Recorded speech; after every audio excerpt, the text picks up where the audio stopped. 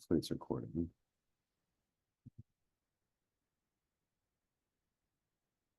Hello, everyone. Thank you for coming to our session on how the Ohio State University BuckeyeThon, how we elevate stewardship. My name is Gabe Yin. I use he, him pronouns, and I'm currently the Vice President of Membership at BuckeyeThon. And then, hi everyone, my name is Isha Jane. I use she, her pronouns, and I am currently the Vice President of Finance for BuckeyeThon. Awesome. So first diving into stewardship and what it is specifically and why it's so important. So to us, stewardship means that we're responsibly managing our donations to ensure that they're used effectively as well as ethically. But also it's about building trust just with all of our donors and stakeholders by being very transparent and very committed to the cause. So there's a couple of reasons why we view stewardship as being very important. The first one being it's very important for donor relations.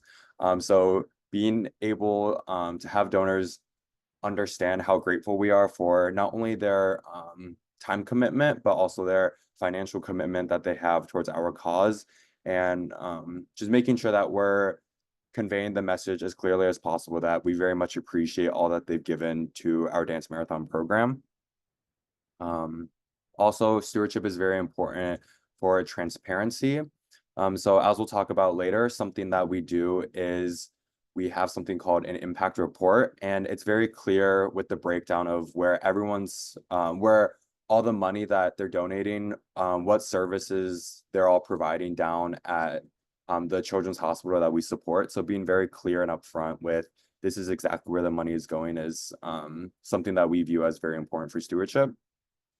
And then also stewardship is very, very important for being able to build a very long-term and sustainable partnership with all the different companies. So these are three of our biggest reasons of why we continue to steward and why stewardship is a very big, important factor for us. So one of the largest ways that we've been able to highlight our stewardship and improve it from last year was through the creation of a new stewardship role. So this stewardship role, this person is responsible for designing, coordinating, and implementing an organizational-wide comprehensive donor relations and stewardship system that helps us to promote interactions with our community donors. So with this specific role, we've outlined that it's a time commitment of about 3 to 5 hours per week. However, when we get to certain times of the year, such as when we're nearing our main event, or if we have other big or other large events coming up, such as the fashion show, then during those weeks leading up and the weeks afterwards, that time would increase just because with some of the pre-event stewardship that needs to be in place, such as posting on social media, as well as some of the post-event, such as sending out those thank you emails, stuff like that. During times around our large events, this stewardship time commitment role will go up a little bit. However, the largest impact that this role can have, and something that I mentioned earlier is it's very important because they're able to create like those long-term mutually beneficial partnerships that lead to continued engagement and sustained growth for our dance marathon program. So to briefly go back to what this org-wide comprehensive donor relations and stewardship system looks like, we started using something called a stewardship tracker. So essentially a very large Excel sheet. However, when we break it down by column, the first column is the company or the donor that needs to be stewarded. So for example, this specific example is our stewardship tracker for Loves, which was our yellow color team sponsor this past year. So the first column, just being very clear with this is the company that we're wanting to steward, in case for certain companies, if you want to implement something more personal. So it's important that all the details are there. But then next in this column, it kind of breaks down what are some of the steps or first steps that we can take to help make sure that all of these stewardship items get satisfied.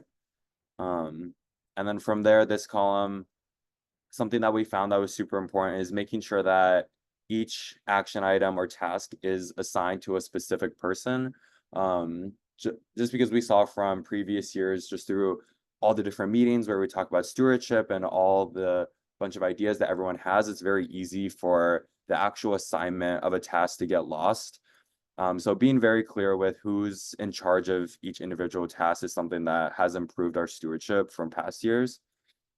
And then also being able to include a date of completion, just to make sure that we're staying on track, and we're just staying on track to make sure that our stewardship, by the time we want it to happen, it will happen. So then those are all the columns, and then going through all the different rows of what the stewardship tracker looks like. It's broken up with our pre-event stewardship, and then our main event or in-event stewardship, and then finally our post-event stewardship. So as I mentioned previously, some of the pre-event could look like posting on Instagram, or just finding some way to highlight that these different companies will be at our dance marathon program, just to give them as much exposure to our community as possible.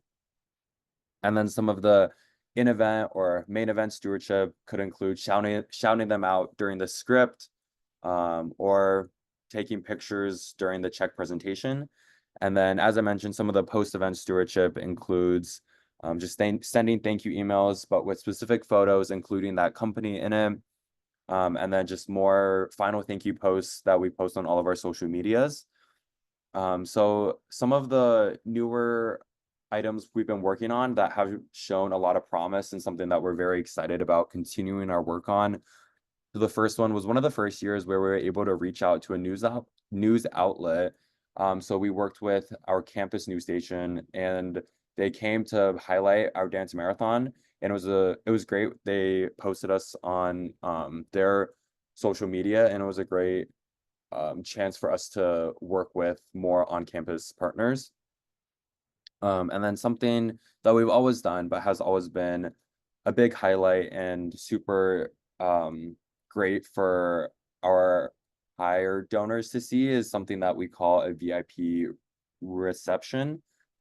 And then with this, it's just a more personal time for us to thank all of our higher level donors. So that's something that they've always loved every year, and we've also brought it back every single year. And then something that we've also recently started doing on top of sending out thank you emails is presenting them with a handwritten card and just a small little present for all of them to take home. Definitely a lot more personal and a lot more meaningful. So that's something that we're looking forward to continuing each year.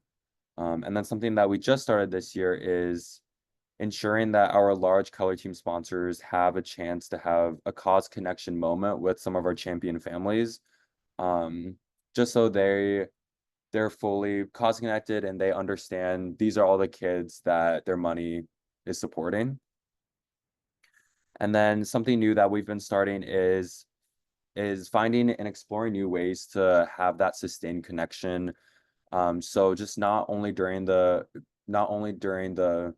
our main event, but also past that, and finding ways where all throughout the year we can keep them up to date on what we're doing. So for example, starting a monthly newsletter where we're able to update them on different events that we're having, or any updates with the champion families. So just sustained connection and being able to have that cause connection all year round for these sponsors. So then these are some of the more effective items that we've started for stewardship that can really be reapplied at any level no matter what level your school's dance marathon program is at. So the first one is sending out cards for major times throughout the year. So for example, this was our most recent one that we sent out for Father's Day, which was great for being able to build that family bond for all of our stakeholders, and it keeps and it also serves as a reminder that we're always thinking about them, even not during the school year.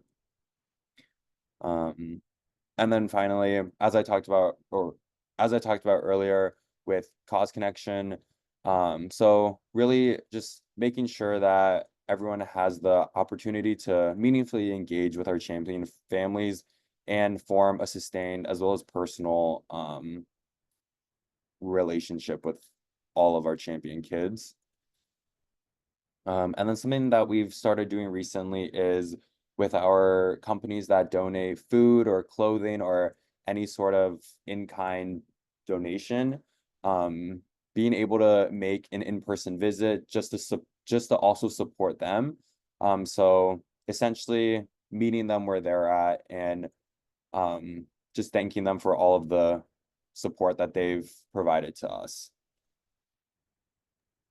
So now we'll talk about our impact reports. This is a initiative that we do for our sponsors, stakeholders, to show how we did as an organization, as kind of a whole year summary, so that they know.